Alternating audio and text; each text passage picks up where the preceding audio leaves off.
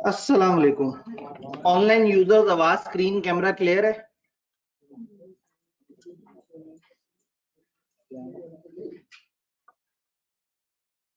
Done. चल रहा है। कल अचानक से आप लोगों को पहले खुशी की खबर मिली, लेकिन वो खुशी की खबर जो है वो हमने गलत बंदे तक पहुंचा दी।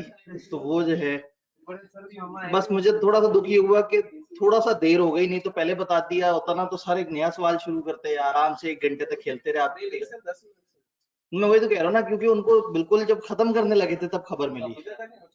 तो वही ना, खत्म करते करते जो आखिरी उन्होंने मतलब जो है वो किया वो 10 मिनट का था। अगर खत्म करने से पहले उन्हें खबर मिल गई होती तो अगला सवाल शुरू हो जाता, चलो उनका जो है वो थोड़ा सा टाइम सेव हो जाता।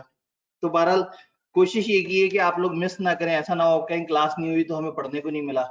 तो जवाब साहब थोड़ा सा इजाफी आपको पढ़ा दें ताकि आप घर जाके क्या चीज मैं चलें, क्योंकि ये तो मैंने मेरी गलती की वजह से क्लास नहीं ना हुई। वो जो जुम्मा और हफ्ता ऑन करने का रूल है वो ये है कि कोई ऐसी लीगल वजह बन गई हो, कोई नागहानी आफत या कुछ और, या जैसे अब हम लोगों ने एक ग्रैंड टेस्ट रखा था वो एक प्लान्ड एक्टिविटी थी। तो अगर इस तरह से ये जो अनप्लान्ड छुट्टी है इसकी वजह से आप लोगों को वो मतलब मैं डिसएडवांटेज पे नहीं लेके जाऊंगा इंशाल्लाह ताला। और वैसे भी जो हमने करना था वो कर लिया है। 7-8 तो खत्म हो गए। अब 9 के 2 मॉडल्स हैं और मतलब 9 की जनरल डिस्कशन है, और 9 भी उतना ज्यादा नहीं है, 7-8 में मेन कहानी थी वो गुजर गई है। अब तो शोगल है सब। 9 में 2 अलग मॉडल्स को देखेंगे, फिर 1 से लेके 5 तक आपने चैप्टर 5 देखा है। कोई खास मॉडल नहीं था, कुछ नहीं था, एक डिस्कशन थी जो बस चले जा रही थी। तो अभी आपने पॉलिटिक्स वाला चैप्टर देखना है जिसमें पाकिस्तान की पॉलिटिक्स पे डिस्कशन चल रही होगी। फिर इकोनॉमिक्स वाला देखेंगे, उसमें मोटी मोटी इकोनॉमिक्स पे डिस्कशन होगी। तो उन सारे चैप्टर्स में किताब ने आपको पढ़ाने की कोशिश कम की है और मालूमात ज्यादा देने की कोशिश की है। उसमें से 5 चैप्टर से मिला के जो है वो एक आध सवाल कभी कभार। आपको याद होगा मैंने ओरिएंटेशन वाले दिन आपसे कुछ स्टैट शेयर किए थे, हम दोबारा उसे शेयर कर लेंगे, ऐसा कोई मसला नहीं। खुदा ना खास्ता ये आसान तरीन टेस्ट में तो नहीं कुछ आपने पूछना। ये जो सेकंड क्वेश्चन है इसके अल्फाज थोड़े से ऐसे थे जिसमें आपको परेशानी होती कि ये कहना क्या चाह रहे हैं। तो फिर आपको जब समझ आ गई क्या कहना चाह रहे हैं तो फिर लिख दिया था आपने अपने बिजनेस के हिसाब से ये बताना था कि डिसरप्टिव टेक्नोलॉजी जो है वो क्या तूफान मचा रही है। अच्छा, आपका जो अपना बिजनेस है वो रिटेल बिजनेस था, तो रिटेल स्पेसिफिक रहें तो भी अच्छा है, और आप जेनेरिक टोन में भी बता दें कि टेक्नोलॉजी आपके साथ क्या प्लस माइनस कर रही है तो भी चल जाना था काम। दूसरा तो स्पेसिफिकली मुख्तलिफ सेक्टर्स थे और सेक्टर्स के ऊपर टेक्नोलॉजिकल डिसरप्शन को आपने बताना था। तो आपने बस उठाया इन सेक्टर्स को और लिखते चले गए, जितना खींच सकते थे खींच दिया। मुझे एक बात बताइए, चैप्टर 5 किसी जगह लैंग्वेज में किसी जगह किसी बात में आपको अगर परेशान कर रहा है तो पहले उसको बता दें, क्योंकि एथिक्स के चैप्टर को हम 2 हिस्सों में डिवाइड करेंगे। पहला हिस्सा आसान है इन 2 दिनों का, और फिर अगले हिस्से में 2 मॉडल हैं जो कि नेक्स्ट वीक की तरफ जा रहे होंगे इंशाल्लाह। इतना पढ़ना ही नहीं कि आपको परेशानी हो। जी जी जी, मैं काम करता हूँ, मैंने सामने स्लाइड ओपन कर लेता हूँ ताकि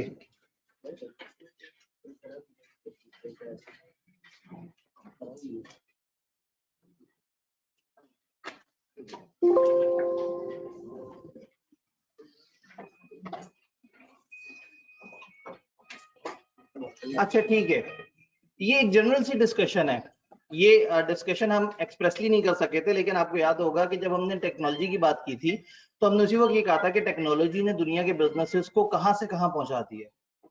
तो ये कुछ एग्जांपल्स इन्होंने दिए हैं कि एक येलो पेजेस का बिजनेस हुआ करता था पुराने जमाने में। उसमें क्या होता था, एक बुकलेट सी छपती थी पूरे पाकिस्तान के लिए या अक्सर इंटरनेशनली भी। फिर एक ऐसी बुकलेट होती थी जिसमें पूरी दुनिया के जितने भी इंपॉर्टेंट बिजनेस हैं उनके कॉन्टेक्ट्स होते थे, अल्फाबेटिकली अरेंज हुई भी होती थी। फॉर एग्जांपल आप पाकिस्तान में मौजूद हैं और आपने सोचना है कि जी एसी बनाने वाली कंपनियों से मैं राब्ता करूं या इधर मैं मेरा कोई काम है मैं उनसे राब्ता करूं। जी बिल्कुल ऐसे ही है। तो क्या होता था, अल्फाबेटिकली अरेंज हुए होते थे, तो अल्फाबेटिकली चलते चलते मैं पहुंचूंगा एच पे, एच से हायर, हायर कंपनी के बहुत सारे ऑफिसेस की लोकेशन दी हुई होगी, एड्रेस दी हुई होगी, नंबर दिया हुआ होगा। तो पुराने जमाने में बिजनेसेस जब बिजनेस से कम्युनिकेट करना चाहते थे या एक आम कंज्यूमर किसी खास बिजनेस को सर्च करना चाहता था, इंटरनेट तो नहीं तो हुआ करते थे, मोबाइल इस तरह से नहीं हुआ करते थे, तो येलो पेजेस का कॉन्सेप्ट होता था। किताबें शाया होती थी, 2-2 हजार रुपए की वो किताब होती थी, वो आप लेके आते थे और उसमें आप सर्च करके कभी भी कोई भी इंपॉर्टेंट नंबर देखना चाहें तो देख सकते थे। इंटरनेशनली भी बहुत बड़ा बिजनेस था। गूगल इस सारे बिजनेस को खा गया। अब कुछ भी नहीं बचा येलो पेज, यानी कि अब आपने कुछ भी सर्च करना है तो आप अपने पास सामने रखी हुई किताब को छोड़ के गूगल पे जाके सर्च करना शुरू कर देंगे। तो बताना ही चाह रहे हैं कि गूगल ने कंप्लीटली डिसरप्ट कर दिया येलो पेजेस का बिजनेस, जो कि वंस $60 बिलियन का वैल्यू हुआ था, और अब बेचारा $1 बिलियन का भी नहीं रह गया। दी चंद एग्जांपल्स दी थी किताब ने इसमें, मतलब $1 बिलियन से तो नीचे चला गया ना, अब तो बेचारा कहीं साइड पे पड़ा सिस्कियां ले रहा होगा। बस अब ऐसे ही है, यानी कि अब कोई भी ये बिजनेस खरीदने में इंटरेस्टेड नहीं होगा, क्योंकि ये बिजनेस ऑब्सलीट हो गया है, किताबों का दौर खत्म हो गया, फिजिकल किताबों का दौर खत्म हो गया। तो बहुत सारे ऐसे बिजनेसेस हैं जिनकी एग्जांपल दी जा सकती है। फिर इन्होंने होटलिंग के सेक्टर में बात की, Booking.com शायद आप लोगों को आइडिया हो। इसी तरह से Airbnb $25 बिलियन जो है ये इसको वर्थ कर रहे हैं, और होटल इंडस्ट्री को इन्होंने काफी हद तक जो है वो यूं समझें कि होटल मिला के, बहुत सारे होटल्स की मिला के बिजनेस देखें तो वो इतना नहीं है जितना इस अकेले पोर्टल का है जो लोगों को बुकिंग की तरफ लेके जा रहा है। जैसे पाकिस्तान में भी बहुत सारी ऐसी एप्स हैं, बहुत सारी ऐसी वेबसाइट हैं जो मिडल मैन है, जहां आप जाते हैं और आप फिर बुक करवाते हैं, जैसे bookme.pk, ठीक है, उस फूड पांडा मिडल मैन है। तो फूड पांडा खुद खाना नहीं बनाता, लेकिन पाकिस्तान में सबसे बड़ा खाने का सप्लायर है। उबर करीम अपनी टैक्सी नहीं चलाते, लेकिन पाकिस्तान की सबसे बड़ी टैक्सी कंपनी रहे। तो ये बता रहे हैं कि ये टेक्नोलॉजी बिजनेसेस को कहाँ लेके जाती है। तो उन्होंने होटलिंग सेक्टर में एयरबीएनबी का एग्जांपल दिया है, और इसी तरह से जो ट्रैवल इंडस्ट्री है उसमें उबर की एग्जांपल दी है। जी गूगल ने उसको खत्म कर दिया था, लेकिन इन्होंने उस इंडस्ट्री को ऊपर ले गई। असल में नहीं, चक्कर ये है कि हम बात करना चाह रहे हैं कि रवायती बिजनेस डाउन हो गया और एक नई डोमेन ऐड हो गई।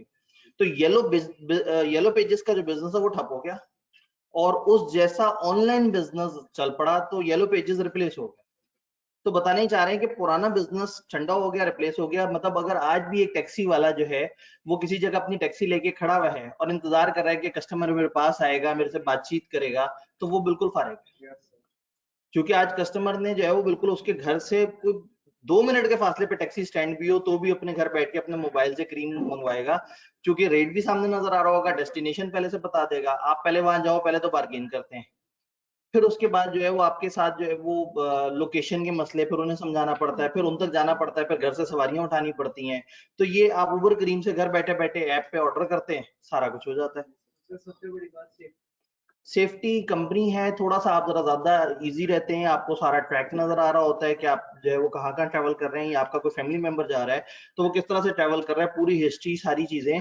तो कहने का मतलब है कि जो ये वाले पैराज हैं इनका हमने जिक्र नहीं किया था, क्योंकि हमने बाय द वे इनकी डिस्कशन कर ली थी कि टेक्नोलॉजी ने बिजनेसेस को बहुत ही आगे पहुंचा दिया।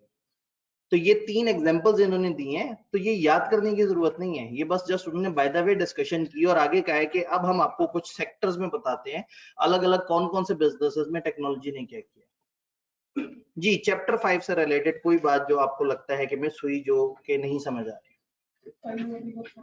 जी IoT, internet of things. Internet होता है नेटवर्क्स का नेटवर्क, इंटरनेट ऑफ थिंग्स का मतलब है थिंग्स का नेटवर्क। अगर बहुत सारी अलग अलग डिवाइसेस पड़ी हुई हैं और एक मेन डिवाइस उन सारी डिवाइसेस को कंट्रोल कर रही है, इस बिल्डिंग में 10 यूपीएस रखे हुए हो और एक ऐसी मशीन हो जो 10 के 10 यूपीएस को कनेक्ट कर रही हो, तो वो IoT बन जाएगा, वो जो सारा सेटअप है। भाई ने एग्जांपल दी सीसीटीवी कैमरास, अलग अलग सीसीटीवी कैमरास लगे हुए, उन सारों को अगर एक जगह पे, भाई लाहौर शहर में जितने भी ट्रैफिक सिग्नल्स के ऊपर लगे हुए सीसीटीवी, उन सबका नेटवर्क किसी एक मास्टर कंट्रोल रूम में जा रहा है और वहां से वो सारा मॉनिटर हो रहा है और वहां से मुख्तलिफ एक्शंस लिए जा सकते हैं।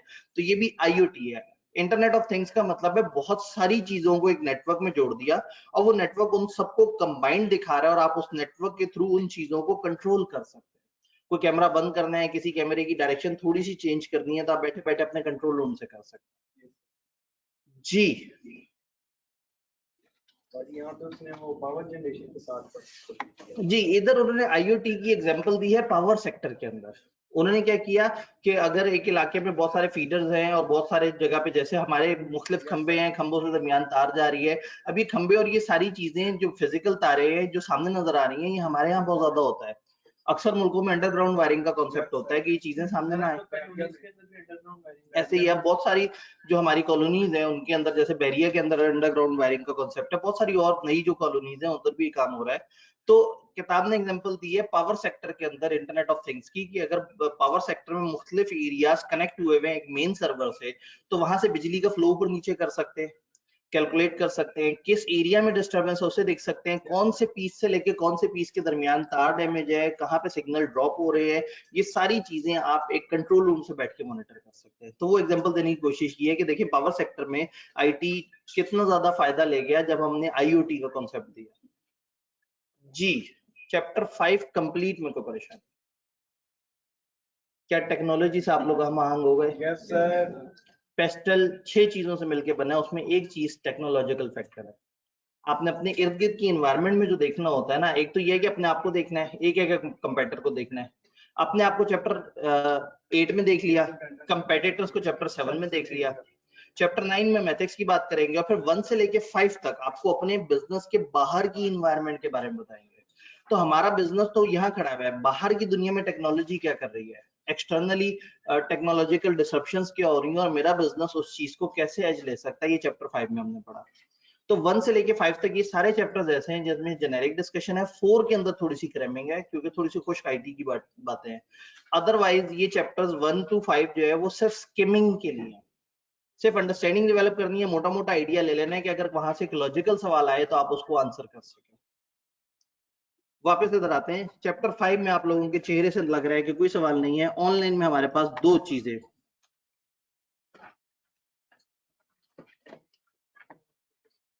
सर मॉल में सेंसर्स का कंट्रोल और कैमरे का कंट्रोल, बिल्कुल सही एग्जांपल इन्होंने दी। Sir losing ground means losing share, yes, losing ground का मतलब है कि आप जो है वो मतलब अपनी गेम हार रहे हैं, यानी कि आप अपना मार्केट शेयर लूज कर रहे हैं, यानी कि आप अपनी मार्केट प्रेजेंस लूज कर रहे हैं। तो लूज ग्राउंड का मतलब है कि आप पीछे की तरफ जा रहे हैं।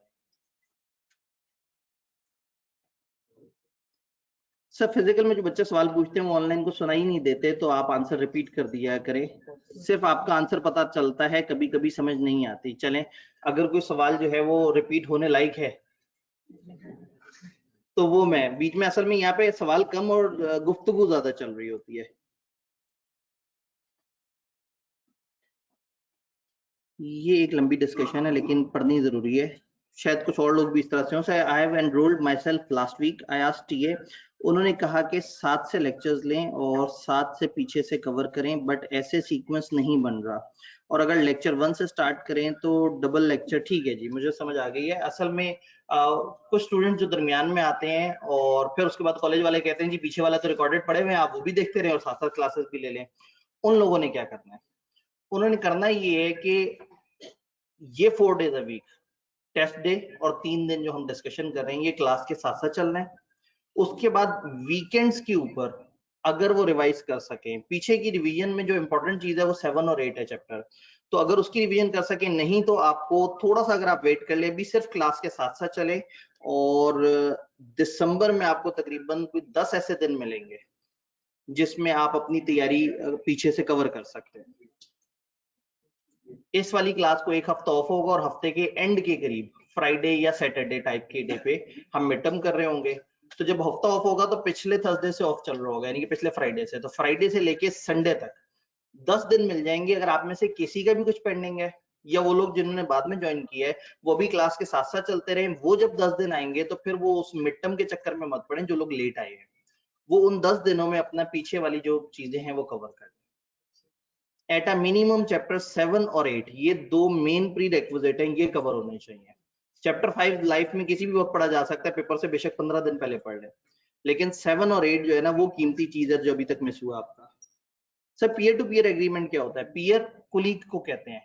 पीयर टू पीयर का मतलब है जो दो सिस्टम जो दोनों सेम लेवल पे काम कर रहे हैं। जैसे मैंने आपसे नहीं कहा था कि टोरेंट्स में क्या होता है कि कोई सर्वर नहीं होता, आपके पास भी फाइल्स पड़ी हुई होती हैं, कुछ और के पास भी फाइल पड़ी होती है, और इंसान इंसान से कम्युनिकेट कर रहा है, कंप्यूटर कंप्यूटर से कम्युनिकेट कर रहा है। ऐसा नहीं हो रहा कि कंप्यूटर किसी सर्वर से कम्युनिकेट कर रहे हैं।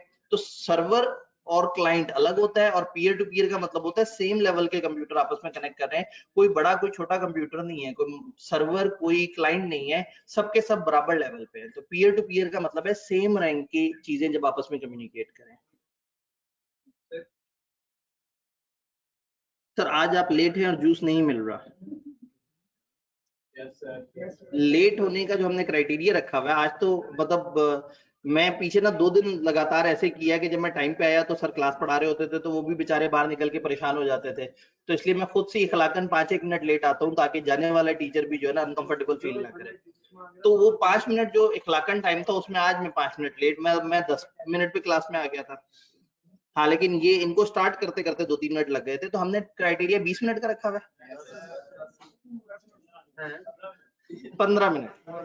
तो अगर 15 मिनट से ऊपर लेट हो तो फिर जो है वो जूस वाला कॉन्सेप्ट होता है, और वो भी फिजिकल बच्चों को होता है। ठीक है जी सर। एमसीक्यू सिर्फ थ्योरी में आते हैं? नहीं, एमसीक्यूज न्यूमेरिकल थ्योरी दोनों पोर्शन के आते हैं। अगर हम एमसीक्यूज की बात करें तो 3-4-5 एमसीक्यूज जो है वो इस एरिया को डील कर रहे होते हैं, और बाकी दूसरे एरिया को डील कर रहे होते हैं। जो आपका पसंदीदा एरिया है अकाउंटिंग ना, हर वक्त सवाल करते रहो, सवाल करते करते करते एंड पे गलत होगा ना। थ्योरी शुरू में सवाल समझ नहीं आता जी। 15 एमसीक्यूज, 15 नंबर के एमसीक्यूज, जिसमें कुछ एमसीक्यू 1.5 नंबर के भी हो सकते हैं।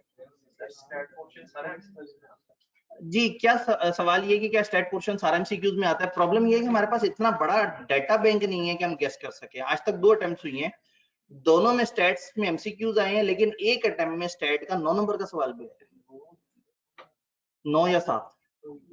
तो इसलिए ये नहीं सोचना कि वो सिर्फ एमसीक्यूज में आएगा। पहली अटेम्प्ट से ऐसा लग रहा था कि उसका रुझान एमसीक्यूज की तरफ है, लेकिन वहां से एमसीक्यू और एक प्रॉपर सवाल दोनों तरह से आ सकते हैं।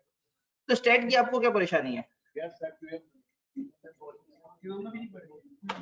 नहीं, तो मैंने ये असम्पशन कब लेनी है कि आप लोगों ने स्टैट आपको आती है? हम शुरू से चलेंगे, मीन मीडियन मॉड से चलेंगे, स्टैंडर्ड डेविएशन समझेंगे।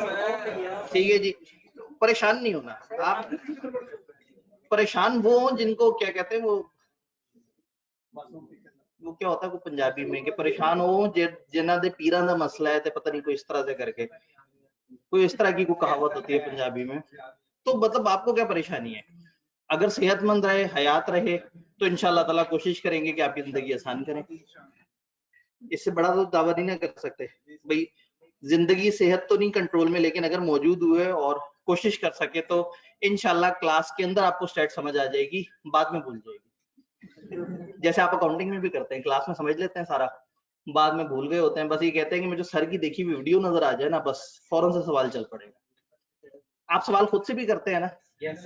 खुद से जरूर किया करें। अक्सर बच्चों को ना आदत पड़ी हुई होती है, वीडियो सामने रख के सवाल उनका सही हो रहा होता है, इधर वीडियो बंद इधर सवाल बंद, और फिर पेपर में जाके सर वीडियो याद आ रही होती है और सवाल नए नए नजर आ रहे होते हैं। ले जी, हम लोगों ने काफी डिस्कशन कर ली, इधर के मैंने सवाल भी ले लिए। वाह, फरमाइश चेक करें सर। आप टेस्ट में न्यूमेरिकल पोर्शन के एमसीक्यूज भी डाल दिया करें। भाईजान न्यूमेरिकल वाले टीचर ने मारना है मुझे, वो कहेंगे जी आप बच्चे खराब कर रहे हैं।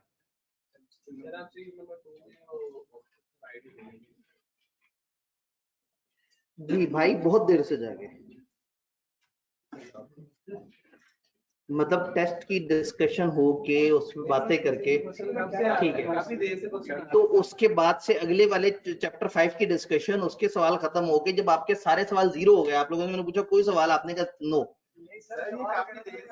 सवाल करने की ख्वाहिश का इजहार कर रहे थे, इनके चेहरे पे तासुरात है, मैं देख नहीं पाया। फिर मैंने इधर वालों के सवाल ले लिए, तो ये लूप तो कभी खत्म नहीं होगा। इधर से सवाल लेके आऊंगा, आप लोग रीसेट हो चुके होंगे कि सर अब हमारे सवालों की बारी। तो आप लोगों को पूरा शट डाउन करके और फिर मैं ये इधर वाले सवालों की तरफ गया था। ठीक है जी, तो अब आप किसी और दिन आपने याद करा देना। ठीक हो गया जी। ओए नंबर लिखा हुआ है, गायब कर देते हैं।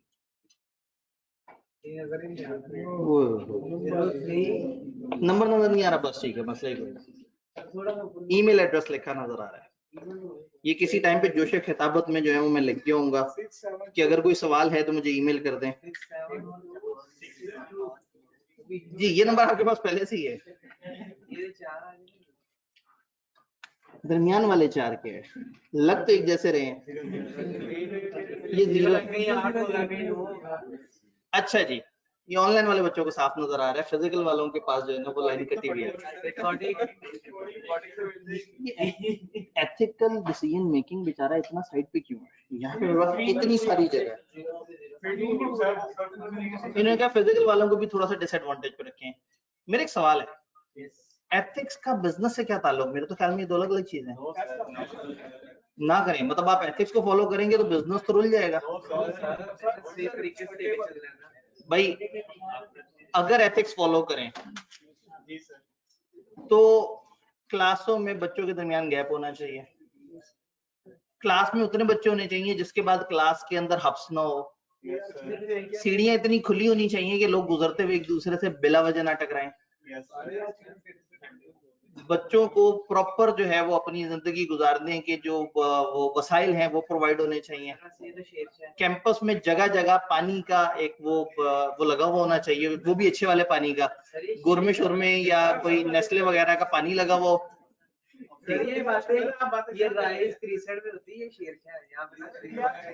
यहाँ पे पढ़ाई होती है ना, असल में वहाँ शशके होते हैं, यहाँ पे पढ़ाई होती है। ठीक है, तो इसका मतलब है कि एथिक्स का बिजनेस से ताल्लुक तो कोई नहीं हुआ, यहाँ पे नहीं है। चलें, एक फैक्ट्री है, फैक्ट्री की जो ऊपर वाली जगह है, जो चिमनी वाली साइड है, वहां से बहुत ज्यादा धुआं निकलता है और उससे ऊपर जाके, बहुत ऊपर जाके ओजोन लेयर खराब हो रही है। फैक्ट्री अगर उस पर खर्चा करेगी तो उनको 25 लाख रुपए खर्च करने पड़ेंगे उस पोल्यूशन को कंट्रोल करने के लिए, लेकिन वो पोल्यूशन जो कि उनको फौरन से अफेक्ट ही नहीं कर रही, क्यों खर्चा करें?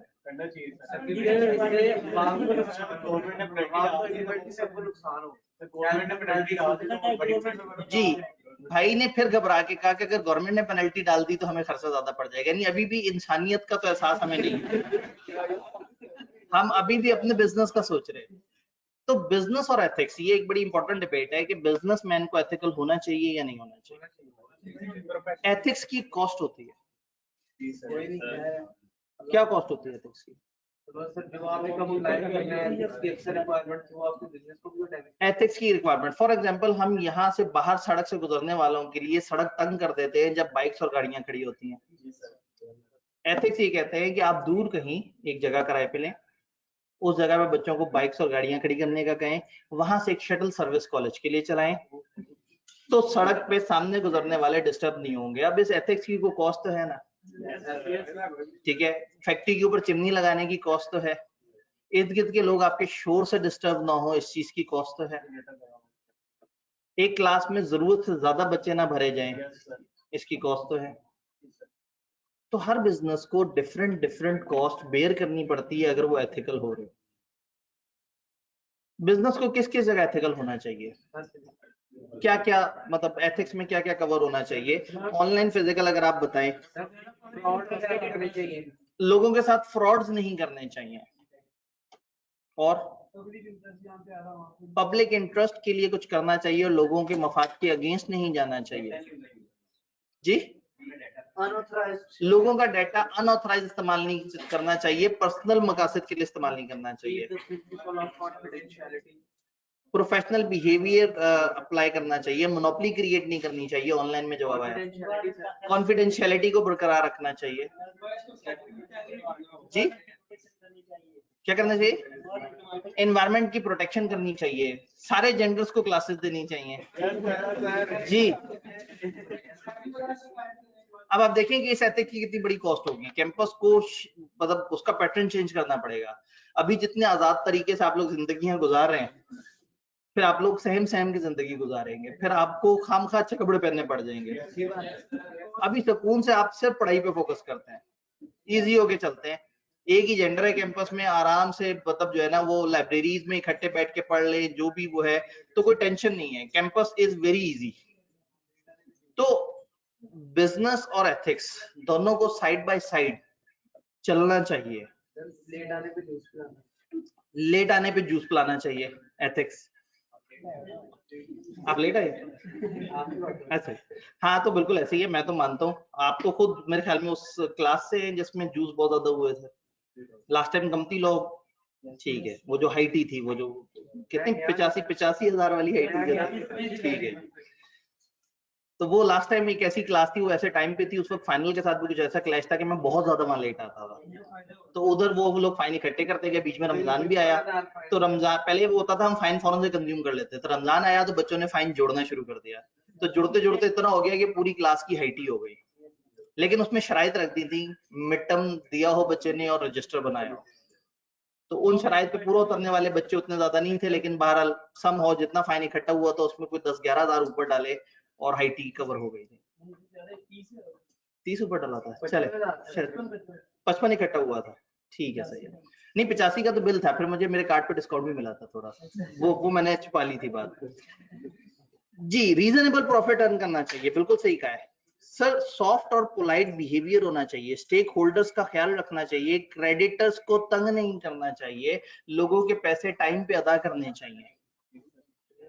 तो बिजनेस जो है उसको एथिकली बिहेव करना चाहिए, तो अकाउंटेंट्स को कैसे बिहेव करना चाहिए? आपको इदारों में जाके 2 नंबरी को सपोर्ट नहीं करना चाहिए। आपको अपने सामने कुछ गलत होता नजर आ रहा है तो पहले उसे जबान से रोकने की कोशिश करें, हाथ से रोकने की कोशिश करें, नहीं हो तो कम से कम कोशिश करें कि आप उस कार्रवाई में साथ ना दें, आप उन्हें छोड़ दें, हो सके तो कहीं आप उनके बारे में इन्फॉर्म कर दें, शिकायत कर दें।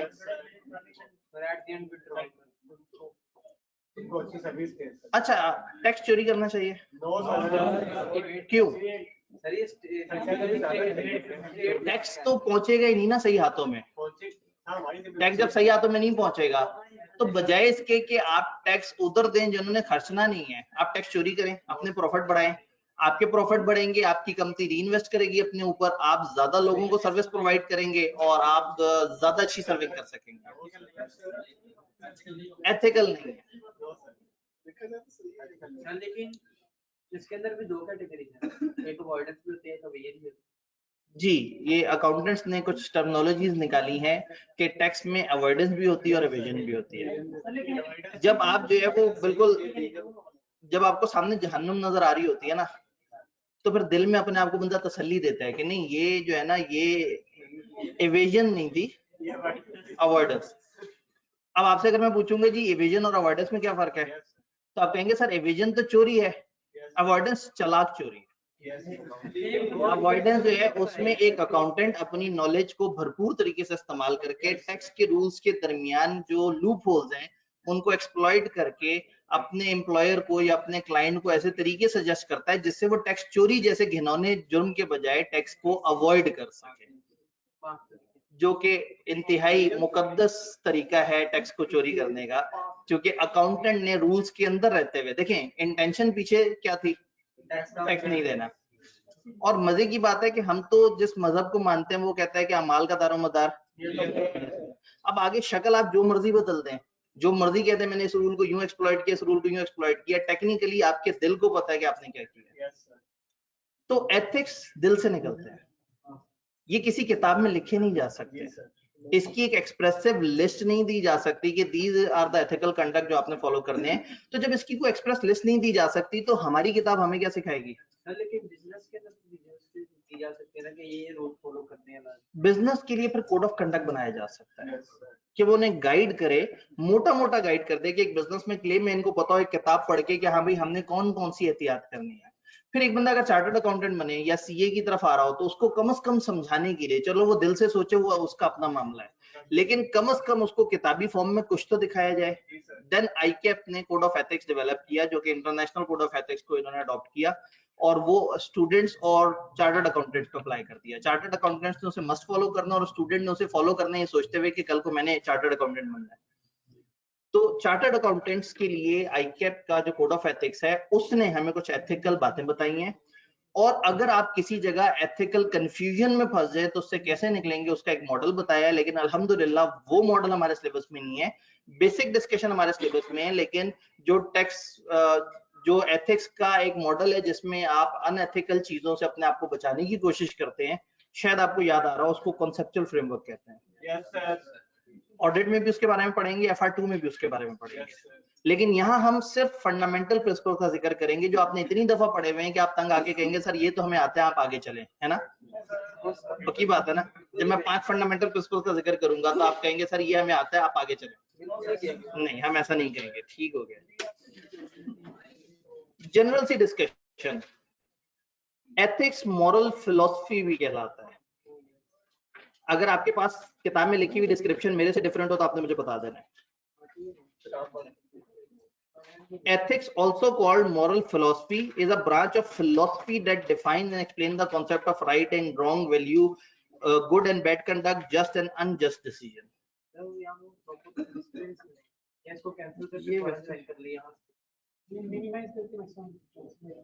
हाँ, ये इधर से वो हुआ हुआ है, ये सिस्टम जिससे कनेक्ट हुआ हुआ है ना। कंट्रोल दबा के रखें जरा और माउस का व्हील पीछे की तरफ करें, पीछे की तरफ, इससे ज्यादा पीछे नहीं हो रहा।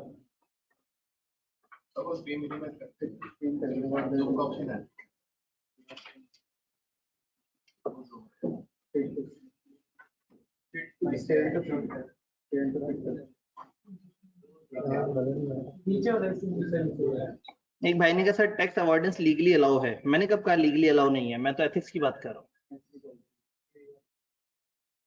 लीगल तो बहुत सारे मुल्कों में जुआ भी है, लेकिन उस मुल्क में अगर हम मौजूद हैं तो वो लीगली तो सही हरकत है, लेकिन एथिकली सही हरकत है या नहीं, ये इंपॉर्टेंट है। वाजिब क्या याद करा जी, फ्रॉड नहीं करना चाहिए। शाबाश, ये बच्चा बहुत आगे तक जाएगा। इसने कहा फ्रॉड नहीं करना चाहिए सर, ट्रू अकाउंट्स बनाने चाहिए। तो एथिक्स के ऊपर बात हो रही है, तो एथिक्स को जब समझाएं तो उन्होंने कहा एथिक्स मॉरल फिलॉसफी है, फिलॉसफी की एक किस्म है जिसमें आप जो है सही और गलत के दरमियान मुमताज कर सकते हैं। Mumtaz. Should accountants conceal figures in annual report? क्या कंपनी को ज्यादा खूबसूरत बनाने के लिए, ज्यादा खूबसूरत दिखने के लिए अकाउंटेंट्स को फिगर्स कंसील करनी चाहिए? शाबाश। Should doctor donate organs of diseased person without his prior consent? एक बंदा मर गया, उसने जाके गलना सड़ना ही है, तो उसके ऑर्गन किसी जिंदा इंसान के काम आ जाए, उससे पूछ लेते हैं, उसको कंधा हिला के उससे पूछें, अगर उसने हाँ ऐसे ऐसे सर कर दिया जब आप कंधा जोर से हिला रहे हो। आप ये देखेंगे बड़ी खतरनाक सी बात है, मरे हुए आदमी के ऑर्गन्स किसी जिंदा को वो देना, उस जिंदा इंसान की जिंदगी संवर सकती है, और ये मुर्दा अपने साथ लेके कब्र में जाके और वहीं पे गल सड़ जाएगा। अब ओवरऑल अगर आप देखें तो शायद आपने इंसानियत की भलाई करने की कोशिश की है, बट असल में जो आपने किया वो सही नहीं है। तो ये एथिकल डिबेट है, बहुत सारी जगह आपको लग रहा होता है ये चीज एथिकली सही है, बहुत सारी जगह लग रहा होता है एथिकली सही नहीं है। तो एथिकल कन्फ्लिक्ट रेजोल्यूशन का प्रोसेस आईकेप कोड ऑफ एथिक्स ने बताया, और उसके अलावा दो मॉडल हम अपने पास पढ़ेंगे, AAA और ड्रकर का मॉडल। ड्रकर और AAA का जो मॉडल है वो हमें बताएंगे कि डिफरेंट एथिकल कन्फ्लिक्ट में आपने किस तरह से सोचना होता है। मैन्युफैक्चरिंग और सेलिंग सिगरेट अनएथिकल है, लीगल तो है। क्या मीडिया कंपनीज को वो प्रोडक्ट्स एडवर्टाइज करनी चाहिए जो हेल्थ के लिए सही नहीं है? भाई अगर कोक है और कोक जो है वो हेल्थ के लिए कंफर्म खराब चीज है, तो मीडिया कंपनी को क्या उसकी तशहीर करनी चाहिए पैसे लेके? भाई ने बहुत अरसे पहले छोड़ दी थी, इन्होंने कहा 2 माह का एक तवील अरसा हो गया है। लॉयर्स को क्या उन बंदों का केस लड़ना चाहिए जिनका उनको खुद पता हो कि ये हक पे नहीं है, और लॉयर केस लड़ी इसलिए रहा है कि वो साबित कर दे कि वो हक पे है। तो छोटी सी बातें हैं, तो इसलिए उन्होंने कहा एथिक्स एक वास्ट सब्जेक्ट है, इसकी न्यूमरस डेफिनेशन है। किताब ने, आईकेप की किताब ने तो पता नहीं कहां से गूगल से उठा के पता नहीं कौन कौन सी डेफिनेशन डाली थी, मैंने उनमें से 1-2 ही डेफिनेशन यहाँ कवर की है। It is a set of moral principle और वैल्यूज, ये अच्छी बात लगी। ठीक है, उन्होंने कहा सब्जेक्टिव है क्योंकि मॉरल वैल्यूज हर बंदे की डिफरेंट होती हैं। फिर एक और डेफिनेशन आई, principle, norms and standard of conduct governing an individual और ग्रुप। ये अच्छी लगी क्योंकि थोड़ी सी बड़ी है। प्रिंसिपल्स, कुछ नॉर्म्स, कुछ जो इखलाकी अक़दार हैं, कुछ चीजें जो सेट हो गई हैं उसके मुताबिक। फिर एक और भाई साहब ने कहा कि कोई एथिकल स्टैंडर्ड नहीं है जो ट्रू हो एब्सोल्युटली, मतलब हो सकता है कि एक चीज एक बंदे के लिए एथिकल और दूसरे के लिए अनएथिकल। बिजनेस से कहेंगे भाई वो तुम्हारी वो जो ऊपर जो चिमनी नहीं लगी हुई उसके ऊपर जो स्मोक का कंट्रोलर नहीं लगा हुआ जिसकी वजह से एनवायरनमेंट डैमेज हो रही है और ओजोन लेयर जाके डिस्टर्ब हो रही है। उसने कहा इतना ऊपर जाके मैंने नहीं सोचा, मैंने 25 लाख रुपए बचाए और 25 लाख रुपए से एक बच्चों का स्कूल शुरू कर दिया और स्कूल में 100 बच्चे पढ़ रहे हैं। तो मैं तो थे कल सर लेकिन जो चिमनी थी उसके लिहाज से देखा जाए उससे कईयों का फायदा, काफी ज्यादा लॉन्ग टर्म फायदा। अब वही बात है कि एथिक्स हर बंदे के अलग अलग हैं। मतलब एक कंपनी से पूछें जी आप टैक्स क्यों नहीं देते, वो कहें हम टैक्स देंगे भी तो सिर्फ करप्शन में निकल जाएगा।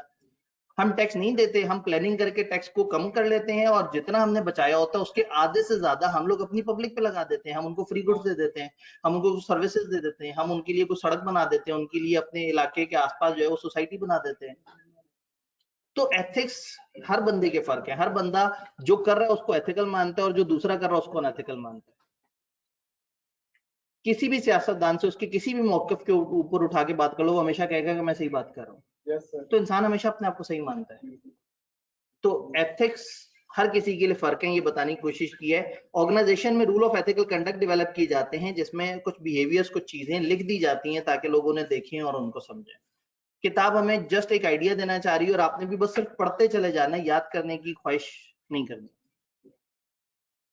अब business sense of ethical culture, अगर एक बिजनेस एथिकल है तो अब आपने मुझे सोच के बताना है, सबने मुझे बताना है। एक भाई ने लिखा गिफ्ट पॉलिसीज और आगे क्वेश्चन मार्क लगा दिया।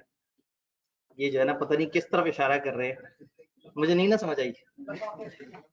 ठीक है, तो वो ये गिफ्ट से पता नहीं कौन सा कोई पॉलिटिकल गिफ्ट मुराद हो सकता है।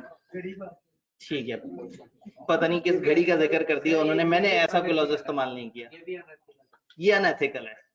चलती हुई क्लास में अचानक से किसी के पसंदीदा लीडर के बारे में ऐसी कोई बात कर देना, बच्चे ने देखे जुल्म कर दिया ना, बच्चे ने गिफ्ट का जिक्र कर दिया, इससे जज्बात मजरू हो जाते हैं।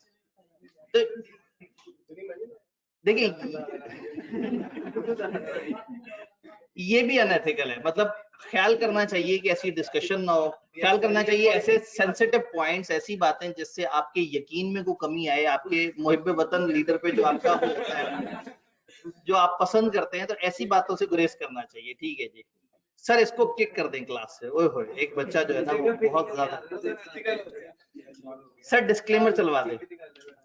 अच्छा जी, एथिक्स का फायदा मुझे बताएं। एक बिजनेस एथिकल है, उसके एम्प्लॉइज को क्या फायदा, ये सोच के बताएं। ऑनलाइन, फिजिकल जी। एथिकल बिजनेस होगा तो क्या होगा, फैसिलिटीज मिलेंगी किसको? अगर एथिकल बिजनेस है तो अपने एम्प्लॉइज की भी केयर करता होगा, एम्प्लॉइज को भी अच्छी फैसिलिटीज देता होगा जी, उनको सही तरह से ट्रीट करेगा। बिजनेस अपने एम्प्लॉइज को अच्छा ट्रीट करेगा, एम्प्लॉइज को अच्छा लगेगा। सर लेस रिडंडेंसी होगी, पब्लिक का बेनिफिट होगा, स्टाफ लॉन्ग टर्म काम करेगा, एम्प्लॉइज गुड फैसिलिटीज एंजॉय करेंगे जी, इंसेंटिव्स मिलेंगे, बोनसेस मिलेंगे। सर वो खुश होगा तो घर वालों को भी इन्होंने ठीक है, वो फिर ऑनलाइन वाले कहते हैं कि जी आप रिपीट कर दिया करें, सामने बच्चे लिखते हैं। अब मैं ये बात किस तरह से रिपीट करूं? उन्होंने कहा कि जी अगर एम्प्लॉय सेटिस्फाइड होगा तो वो घर वालों को भी सेटिस्फाइड रखेगा। मतलब वो मुतमईन है। ये बात बिल्कुल सही कही इन्होंने, क्योंकि होता ये है कि अगर एक एम्प्लॉय ऑर्गेनाइजेशन से सड़ा हुआ घर पहुंचा है, उलझन में है, तो घर वालों से भी लड़ेगा। और जो अपनी जिंदगी से, अपनी वर्क लाइफ से खुश है, उसकी पर्सनल लाइफ भी काफी बेहतर हो जाती है, बड़ा कंफर्टेबल फील करता है, एंड वाइस वर्सा। घर से लड़के निकलेगा तो ऑर्गेनाइजेशन में भी अच्छा काम नहीं करेगा। तो ये दोनों चीजें जरूरी हैं कि आपका वर्क लाइफ बैलेंस जो है वो चल रहा हो। तो यस, एम्प्लॉय सेटिस्फाइड एम्प्लॉय जो है वो अल्टीमेटली माशरे में अच्छा किरदार अदा करते हैं। एक भाई ने लिखा यस अल्लाह राजी होगा, क्रेडिटर्स ट्रस्ट करेंगे। इस वक्त हम एम्प्लॉइज का फायदा पूछ रहे हैं। एम्प्लॉइज मोटिवेटेड फील करेंगे। आप एक ऐसे बिजनेस का ऐसे हैं जो एथिकल है, वो हर जगह बैठ के बताया करेंगे हमारा बिजनेस तो इस तरह से सोचता है। एम्प्लॉइज की तो मैंने इसको क्या पूछा, most of the student misunderstood the requirement of the question. सवाल इस वक्त ना बिजनेस का फायदा है ना कुछ और, सवाल ये है कि एम्प्लॉइज को क्या फायदा जी। कम वक्त में ज्यादा काम करेंगे, उनकी प्रोडक्टिविटी बेहतर होगी, अपना समझ के काम करेंगे, वो इदारे के साथ ज्यादा लॉयल होंगे, उनको इदारे में रहना फख्र की अलामत लगेगा और ऐसे इदारे को वो छोड़ के नहीं जाना चाहेंगे, क्योंकि इंसान को अच्छा लगता है कि वो एक ऐसे इदारे के साथ एसोसिएटेड है जो अच्छे काम करता है। चलिए एम्प्लॉइज के फायदे हमने देख लिए, कस्टमर्स को क्या फायदा होगा? बेटर क्वालिटी प्रोडक्ट्स मिलेंगी जी। ऑनलाइन वाले हजरात, सर बस 7 मिनट रह गए जी, बिल्कुल मैं गुफ्तगू तमाम कर रहा हूँ जी। अर्ली, अच्छा एक मिनट मैं तो थोड़ा सा पहले क्लियर कर दूं, ये हो सकता है स्टूडेंट को लगा हो कि शायद हम जनरल डिस्कशन कर रहे हैं, ये डिस्कशन मैं अगले टॉपिक की कर रहा हूँ, मैंने टॉपिक खोल के दिखाने की ये वाली बातें आपने की हैं। अल्टीमेटली आपने पहले कहना कि प्रोडक्टिविटी इंक्रीज होने से बिजनेस की कॉस्ट भी कम होगी, कस्टमर को अल्टीमेटली फायदा होगा, उसको सस्ती प्रोडक्ट मिलेगी, अल्टीमेटली कस्टमर को अच्छी वैल्यू मिल जाएगी। अब आपको पता है वैल्यू डिफरेंशिएटेड प्रोडक्ट से भी मिल जाती है, कम कॉस्ट से भी मिल जाती है। कस्टमर को और क्या फायदा होगा? टाइम से चीजें मिल जाया करेंगी, कोई कंप्लेंट करेगा तो फौरन से हल हो जाया करेगी। इसका मतलब है कि कस्टमर को एक इदारे से जो चाहिए था, अच्छा एथिकल इदारा कस्टमर को तंग नहीं करेगा, तो इसका मतलब ये है कि पर कस्टमर ज्यादा से ज्यादा लॉयल रहेंगे, कस्टमर ज्यादा से ज्यादा ऐसे इदारे के साथ डील करना चाहेंगे जो उसके साथ अच्छे तरीके से डील करता है, जो वादा करता है उसको पूरा भी करता है। कंपनी को फायदा क्या होगा? ब्रांड, गुडविल, रेवेन्यू बढ़ेगा, मार्केट वर्थ बढ़ेगी, एम्प्लॉइज रिटेन रहेंगे, कस्टमर्स रिपीट बाइंग करेंगे, क्रेडिटर्स भरोसा करेंगे, प्रॉफिट बेहतर होंगे, एक्सपेंसिव कम हो जाएंगे। कंपेटिटिव एडवांटेज, आप एथिक्स को कंपेटिटिव एडवांटेज के तौर पे लेके आ सकते हैं। आपको पता है एक जमाने में इतनी 2 नंबरी बढ़ चुकी होती है कई दफा कि एक क्लाइंट ढूंढ रहा होता है कि मुझे कोई ऐसा सर्विस प्रोवाइडर मिल जाए जो ईमानदारी से काम करे, वो उस ईमानदारी के 4-5 लाख रुपए इजाफी देने को तैयार होता है, बस कहता है यार काम सही वाला करके देना, मेरे साथ चोर बाजारी नहीं करनी, बेईमानी नहीं करनी। तो एक टाइम आता है कि जहां एथिक्स अपने अंदर एक कंपेटिटिव एडवांटेज बन के सामने आता है कि लोग उसको फिर वो करते हैं, बताते हैं कि हम एथिकल हैं, और जब वो डील एथिकली करते हैं तो बिजनेस को बहुत ज्यादा बेनिफिट हो जाता है, कंपनी की गुडविल, सेल्स इंक्रीज होंगी, आपको भी 4-5 लाख ज्यादा मिल रहे हैं। ये किस कॉन्टेक्स्ट में बात है? स्कैन के कॉन्टेक्स्ट नहीं, मतलब स्कैन एथिकल है या मैं एथिकल हूँ? जी, बिजनेस सस्टेनेबल होगा, लॉन्ग टर्म चलेगा, चेंज लाने में मुश्किल नहीं होगी, क्योंकि ऐसा बिजनेस जो एथिक्स पे चलता है उसको अपने एथिक्स का क्लियर होगा, तो जब हम कहेंगे यार ये चीज गलत है, एथिकली गलत है, सब लोग तैयार होंगे और सब उसके हिसाब से शिफ्ट हो रहे होंगे। इन्वेस्टर्स का बताएं, इस इदारे में लोग इन्वेस्ट करेंगे? क्यों? गुडविल अच्छी है, प्रॉफिट्स अच्छे हैं, कॉन्फिडेंस ज्यादा है, मैनेजमेंट की इंटेग्रिटी पे उन्हें पूरा भरोसा है, उन्हें पता है हमारा पैसा सही जगह सही तरीके से इस्तेमाल होगा, तो एक अच्छा साफ सुथरा बिजनेस अल्टीमेटली ज्यादा बेहतर बिजनेस होता है, रादर देन वो बिजनेस जो लोगों के पैसे मार रहा हो, वो बिजनेस जो लोगों के पैसे रोक लेता हो, जो टैक्स चोरी करता हो, जो बेईमानियां करता हो। तो अल्टीमेटली शॉर्ट रन में वो बिजनेस लग रहा होता है कि अच्छा प्रॉफिट कमा रहा है, लेकिन लॉन्ग रन में एथिकल बिजनेस चलता है। फॉर एग्जाम्पल फेसबुक पे पोस्ट आ जाती है जी, फलाना सब्जेक्ट हमने पढ़ना है, कौन से टीचर या कौन से कॉलेज से पढ़े। अब ये कॉलेज अनएथिकल प्रैक्टिस नहीं कर रहा कि अपने 50, 60, 100 बंदे छोड़े हुए हैं जो वहां जाके फौरन से नाम लिखना शुरू करते हैं, एम्बेसडर्स हो, जाके बच्चों को इनबॉक्स में जा जाके मोटिवेट करें, आ जाए जी इधर से क्लास लें, फलाना फलाना, ये अपने एथिकल वे में चल रहे हैं। तो लॉन्ग रन में क्या हुआ, शॉर्ट टर्म में तो जो फेसबुक पे बैठा उसे लगता है कि उसका शीशा का तो नाम ही कोई नहीं ले रहा, बट लॉन्ग रन में जब देखते हैं तो सबसे ज्यादा स्टूडेंट्स को ये कैंपस पढ़ा रहा होता है। रीजन बीइंग के एथिक्स की लाइफ बड़ी होती है। आप अगर लोगों के साथ झूठ नहीं बोल रहे, अगर आपको पता है कि आपने बिल्कुल सही किया, आपने मुनासिब प्राइस चार्ज किया है, आपने उस प्राइस में उनको जो जो ऑप्शंस दे दिए, अगर कोई और नहीं दे रहा तो फिर आपको मार्केटिंग की जरूरत नहीं है। आप अपने एथिक्स पे चलते हैं, आप अपने रूल्स पे चलते हैं कि आपने लोगों के लिए अच्छा सोचा है। जब अच्छा सोचा तो अल्टीमेटली उसका कमर्शियल फायदा भी होता है। फॉर एग्जाम्पल पेपर से 1 महीना पहले यहाँ के कमरे ओपन कर देना और उनको लाइब्रेरी बना देना, ये एथिक्स ही तो है कि ये बच्चे बेचारे, इनको हॉस्टल्स में माहौल नहीं मिलता, कॉलेज आएंगे तो यहाँ पे ये पढ़ सकेंगे, तो ये इस एथिक्स की ऑब्वियसली कॉस्ट है। अगर आपके 6-7 कमरे उसमें मुसलसल 2-2 3-3 एसी चल रहे हो और पूरा महीना चलते रहे और सुबह से लेकर रात तक चलते रहे, तो आपको अंदाजा है कि सिर्फ एसी की कॉस्ट कितनी ज्यादा है। और फिर तो आप लोग कॉस्ट अकाउंटिंग भी पढ़ते हैं, आप तो पर यूनिट जो कॉस्ट है अलग अलग तरह की, जनरेटर, बिजली, फलाना, अगर आप उस हिसाब से देखें तो कॉलेज अच्छा खासा खर्च कर रहा होता है। बट ये सारे खर्च वो इसलिए नहीं करता कि इन बच्चों से पैसे आएंगे, बच्चों तो पैसे दे चुके, सेशन एंड हो चुका हुआ, इसलिए खर्च करता है कि अगली दफा पैसे दे। इसलिए खर्च करता है कि एथिक्स ये कहते हैं, बच्चों के साथ आप अच्छा करेंगे तो अल्टीमेटली बच्चे आपके साथ अच्छा करेंगे, तो बिजनेस कैन रन। तो किताब ने कुछ चीजें बताने की कोशिश की कि एम्प्लॉइज की कमिटमेंट बढ़ जाएगी अच्छे एथिकल स्टैंडर्ड से, इन्वेस्टर्स का कॉन्फिडेंस बढ़ जाएगा, कस्टमर सेटिस्फाई होंगे, लॉस ऑफ प्रॉफिट नहीं होगा। आपको बहुत सारी ऐसी जगह जहां आपको लिटिगेशन फेस करनी पड़ती, कानून आ जाता, आपने ये सही नहीं किया, वो सही नहीं किया, ये ऐसे होना चाहिए था, वो ऐसा होना चाहिए था, इस तरह की सिचुएशन से आप बच जाएंगे। तो इसका मतलब है एथिक्स हमें फॉलो करने चाहिए, लेकिन एथिक्स फॉलो करने के मसले क्या है? कॉस्ट इसकी बहुत ज्यादा है, प्रॉब्लम बहुत ज्यादा है, फिर एक ही चीज एक वक्त में एथिकल भी है और अनएथिकल भी है। ठीक है, लोग जो है वो सवात में 10,000 फुट पे जाके एक लेक में जाते, लेक देखने जाते हैं, लेकिन वहां ठंड इतनी ज्यादा होती है कि वहां अगर कुछ लकड़ी से बना के कुछ खेमे वगैरह बना दिए जाए और वहां लोगों के रिहाइश का इंतजाम हो या कुछ इस तरह से, तो उनको ठंड ना लगे और वो बेचारे बहुत ज्यादा परेशान ना हो। बट ये दरख्त माउंटेन लेक, ये दरख्त नीचे से ऊपर नहीं आ सकते, ये दरख्त कटेंगे तो उसी लेक के किनारे से कटेंगे, और लेक के किनारे से कटेंगे तो उसकी ब्यूटी भी खराब होगी और आपने वो कुदरती जो सिस्टम है वो भी खराब किया। तो दरख्त काटें या ना काटें,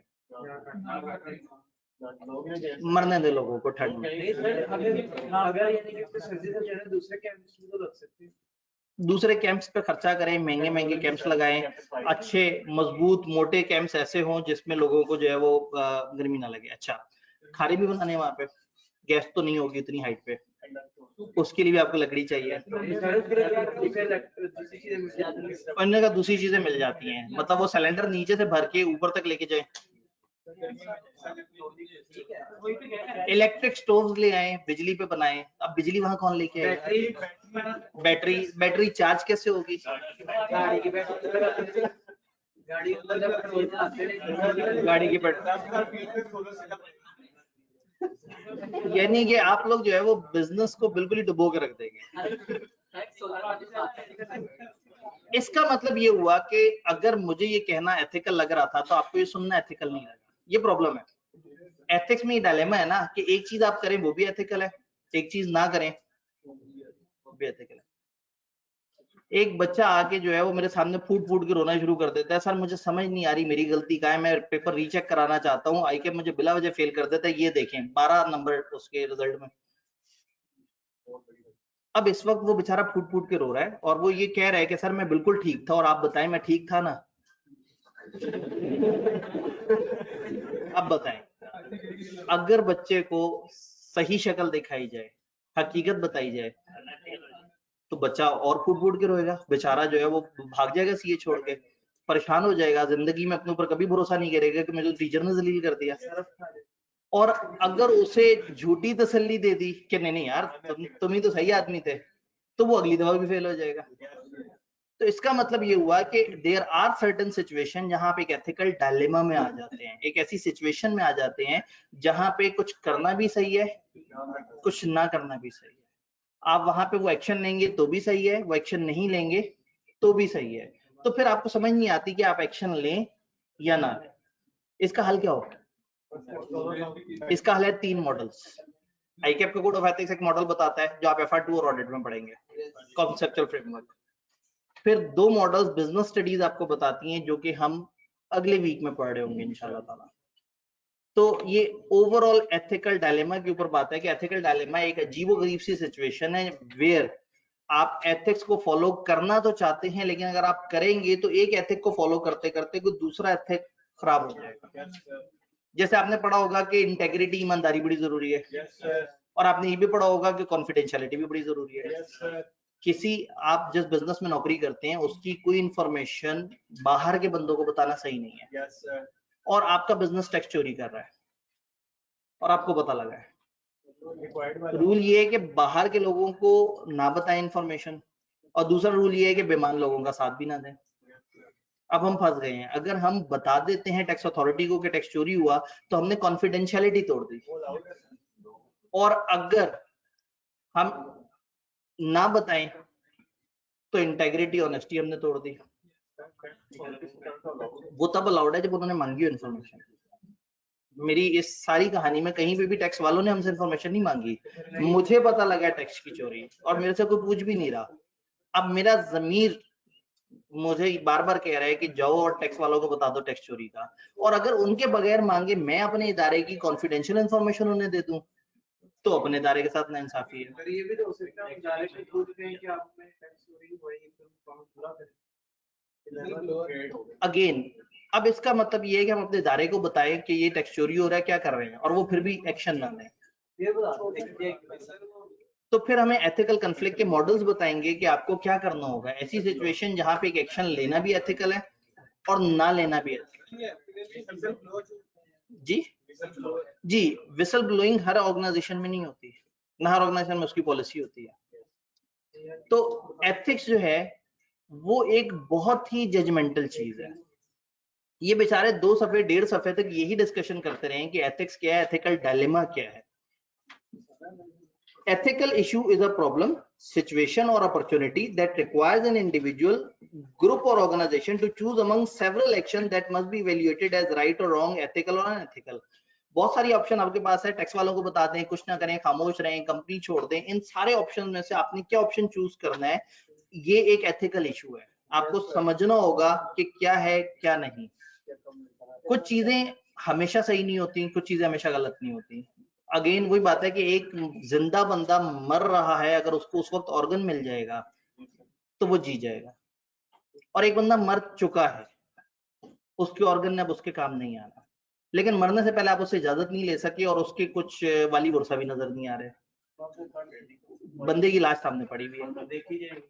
अब इस टाइम पे वो लाश के ऑर्गन निकालना एथिकल नहीं है, लेकिन एक और जिंदा बंदे को साथ वाले बेड पे बतौर लाश लेटा देना, जबकि आपको पता है कि अगर इस वक्त ये टाइमली मैं ये ऑर्गन उधर रिप्लेस कर दूं तो वो बंदा बच जाएगा।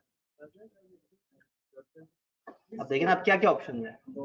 ऑप्शन 1 के कोशिश करें जल्दी से उनके वाली वर्षा को ढूंढा जाए। ऑप्शन 2 कोशिश करेंगे इस जिंदा बंदे के घर वालों से कहेंगे कहीं और से आपको डोनर का इंतजाम करें।